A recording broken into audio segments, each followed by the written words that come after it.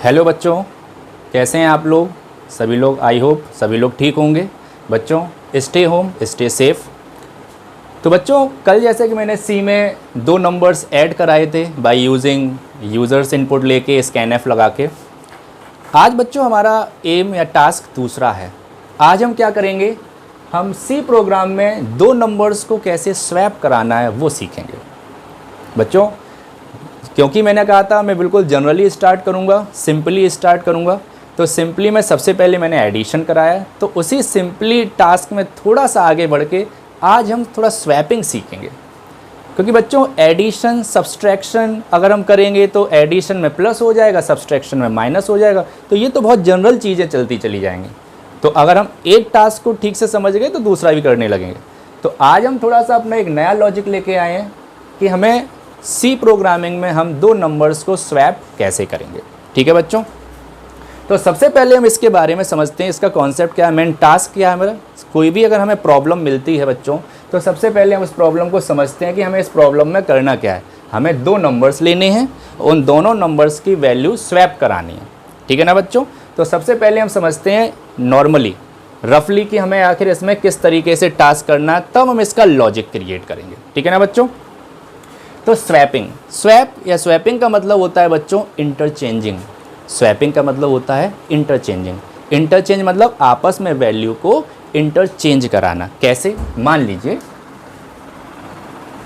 ए में वैल्यू है 10 और बी में वैल्यू है 20। ठीक है बच्चों, ए में है 10, बी में है 20, 2 वैल्यूज़ हमारी आ गई, 2 नंबर्स आ गए। अब इन दोनों नंबर्स को आपस में इंटरचेंज करना है। कैसे? मान लीजिए 10 और 20 लिया, तो अब ए में आ जाए 20 और बी में आ जाए 10। तो टास्क हमारा समझ में आया स्वैपिंग का, आपस में वैल्यूज़ को इंटरचेंज कराना। ठीक है बच्चों। तो इस काम को देखते ही बच्चों के दिमाग में एक नॉर्मल सा स्टेटमेंट आता है, नॉर्मल सा एक इंस्ट्रक्शन आता है। क्यों ना सर हम ऐसा कर लें कि a इक्वल्स टू बी कर दें सर, और b इक्वल्स टू a कर दें।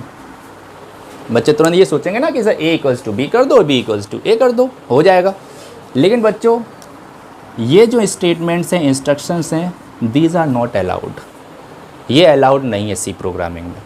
अब क्यों अलाउड नहीं है, क्या रीज़न है, ये क्यों नहीं हो सकता इससे इसलिए नहीं हो सकता बच्चों। सबसे पहले आपने क्या किया, a equals to B. a equals to B का मतलब बच्चों यहाँ इक्वल्स टू लगाया। इक्वल्स टू बच्चों एक असाइनमेंट ऑपरेटर होता है। मैंने आपसे इससे पहले वाले वीडियो में भी कहा था कि जो भी थ्योरेटिकल पोर्शन होगा मैं कोडिंग के साथ ही एक्सप्लेन कर दूंगा, आप उसकी बिल्कुल भी टेंशन ना लें। ठीक है ना।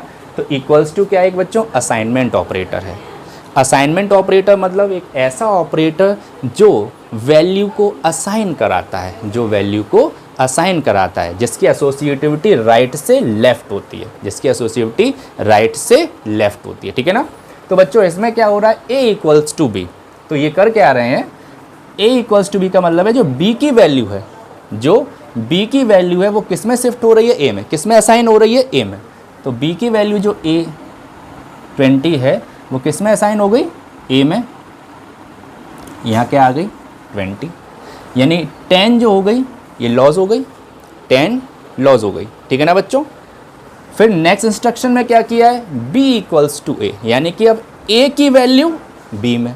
अब बच्चों a की 10 तो लॉस हो गई थी, तो a में है क्या वैल्यू 20, वो कहाँ असाइन हो जाएगी, b में, यानी कि b में क्या आ जाएगी 20। तो बच्चों देख रहे हैं ना, a में भी 20 है और b में भी 20 आ गई, यानी कि ये कोई इंटरचेंज तो हो नहीं गया, और a की वैल्यू यहाँ पे लॉस हो गई। इसलिए बच्चों ये जो स्टेटमेंट है, इंस्ट्रक्शन है, ये अलाउड नहीं है। ठीक है ना बच्चों। तो अब बच्चों करेंगे कैसे, अब स्वैपिंग तो हमें कराना है, वैल्यू इंटरचेंज करानी है। तो स्वैपिंग कराने के लिए बच्चों 2 तरीके के मेथड्स हैं, 2 टेक्निक्स हैं, 2 तरीके से कर सकते हैं। एक है बाय यूजिंग थर्ड वेरिएबल, और एक है बच्चों without using third variable.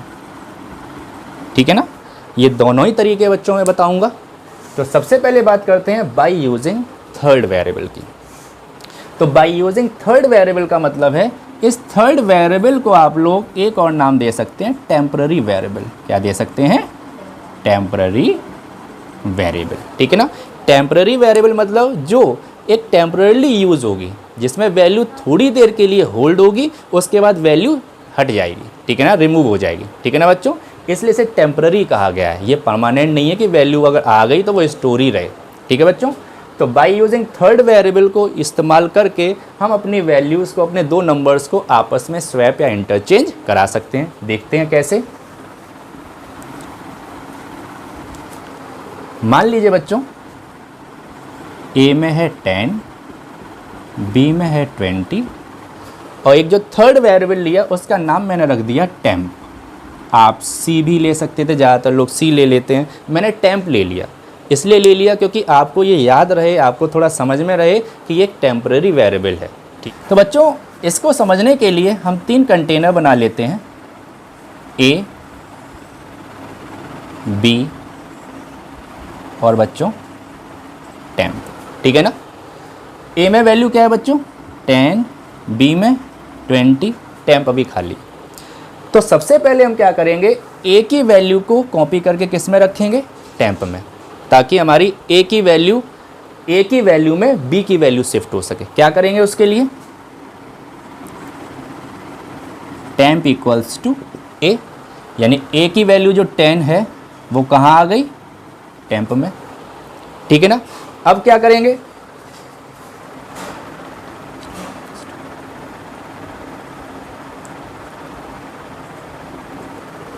a equals to B, यानी कि जो b की वैल्यू है वो किस में असाइन करेंगे? a में। जो b की वैल्यू है वो किस में असाइन करेंगे? a में। ठीक है ना बच्चों, उसके बाद b इक्वल्स टू टेम्प, जो टेम्प में वैल्यू थी a की कॉपीड की हुई 10, वो किस में शिफ्ट कराएंगे? b में, यानी क्या आ जाएगी? 10। तो बच्चों फाइनल वैल्यूज हमारी क्या आ गई? ए में आ गई 20 और बी में आ गया 10, स्वैप हो गई। तो ये हमने एक जनरली वे में समझ लिया, एक ड्राई रन करके, एक एनालाइज करके कि हमारा कॉन्सेप्ट कुछ इस तरीके से चलेगा। अब हम इसे प्रोग्राम में कैसे इम्प्लीमेंट करेंगे? स्वैपिंग तो हमारी इस तरीके से हो गई, तो हमें कितने इंस्ट्रक्शंस याद रखने हैं? 3, जिसमें हमने जिनका इस्तेमाल करके अपने दोनों नंबर्स को स्वैप करा लिया, यानी कि इंटरचेंज करा लिया। अब इसी चीज़ को, इसी इंस्ट्रक्शंस को हम अपने कोडिंग फॉर्मेट में कैसे अप्लाई करेंगे, इम्प्लीमेंट करेंगे? तो बच्चों इतने स्टेटमेंट्स तो कॉमन है, hash include stdio.h, hash include conio.h, void main, opening curly brace, ये ओपन है, ये क्लोज हो गया। बच्चों इससे पहले के भी वीडियोस में मैं एक्सप्लेन कर चुका हूँ। ठीक है ना, तो मुझे नहीं लगता कि आज दोबारा से मैं उस चीज़ को बताऊँ। अगर आपको कोई भी फिर भी इसमें कहीं कोई डाउट है तो आप कमेंट बॉक्स में लिख दीजिएगा, तो मैं उसे सॉल्व कर दूँगा। तो बच्चों स्टार्ट करते हैं। सबसे पहला काम है हमारा वेरिएबल डिक्लेरेशन का। वेरिएबल डिक्लेरेशन मतलब क्या है? हमें 2 नंबर्स लेने हैं। 2 नंबर्स का मतलब है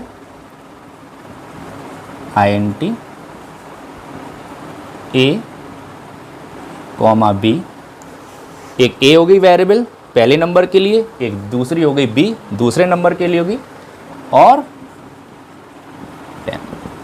ठीक है ना बच्चों, a, b, टेम्प। उसके बाद बच्चों CLR SCR, क्लियर स्क्रीन। हमने स्क्रीन को क्लियर कर लिया। अगर इससे पहले कोई भी प्रोग्राम आपने आउटपुट स्क्रीन पे दिख रहा होगा, उसका आउटपुट तो वो क्लियर स्क्रीन उसे क्लियर कर देगा और फ्रेश कर देगा, आपकी स्क्रीन को क्लियर कर देगा। उसके बाद बच्चों हमने एक printf मैसेज देने के लिए, मैसेज बच्चों डबल कोटेशन में ही होते हैं, एंटर 2 नंबर्स। मैसेज बच्चों अपने अकॉर्डिंग दीजिएगा, ठीक है ना, enter 2 numbers, enter the value for A and B, कुछ भी दे सकते हैं। फिर बच्चों मैंने स्कैनएफ लगाया। स्कैनएफ का कल भी मैंने सिंटैक्स बताया था, तरीका बताया था। दो नंबर्स आपको इनपुटिंग कराने हैं और दोनों हैं कैसे, इंटीजर, तो हमने क्या लगाया बच्चों, 2% डी, 2% डी। बच्चों टेम्प एक टेम्पररी वेरिएबल है, ये कोई परमानेंट वेरिएबल नहीं है जिसमें वैल्यू आप जिसकी इनपुटिंग कराओगे, इसमें तो वैल्यू जाएगी, इसलिए इसमें वैल्यू इनपुट नहीं करानी है। ठीक है बच्चों, याद रखिएगा। m% ऑफ ए यानी address of A comma address of operator B, जितने भी आप इनपुट कराएंगे कॉमा लगा के शो कर सकते हैं। उसके बच्चों इन तीनों इंस्ट्रक्शन को हमने स्टेटमेंट्स को लिख दिया। temp equals to A equals to B and B equals to temp। ये हो गया काम आपका इनपुटिंग का। जैसे कि मैं आपको समझाता हूँ, कोडिंग के दौरान हमें इनपुटिंग, प्रोसेसिंग और आउटपुटिंग पे विशेष ध्यान देना होता है कि ये तीन ही मेन स्टेटमेंट होते हैं, टास्क होते हैं। कंप्यूटर साइंस में, कंप्यूटर में कोई भी ऑपरेशन होता है तो उसमें ये तीन स्टेप्स इन्वॉल्व होते हैं बच्चों, ठीक है ना। temp equals to A equals to B and B equals to temp, जिसमें इनपुटिंग ये हो गया और प्रोसेसिंग ये हो गया। प्रोसेस करा लिया यानी ए और बी पे हमने प्रोसेसिंग करा लिया, टास्क पूरा करा लिया। अब बच्चों क्या रह गया, आउटपुटिंग, कि हमें ये प्रिंट कराना है जो आपने प्रोसेसिंग कराया है, उसके बाद ए और बी की वैल्यू आपस में चेंज होके शो हो रही है कि नहीं, उसे प्रिंट कराना है। प्रिंट करा के ही तो देख पाओगे, इसलिए हमने क्या किया,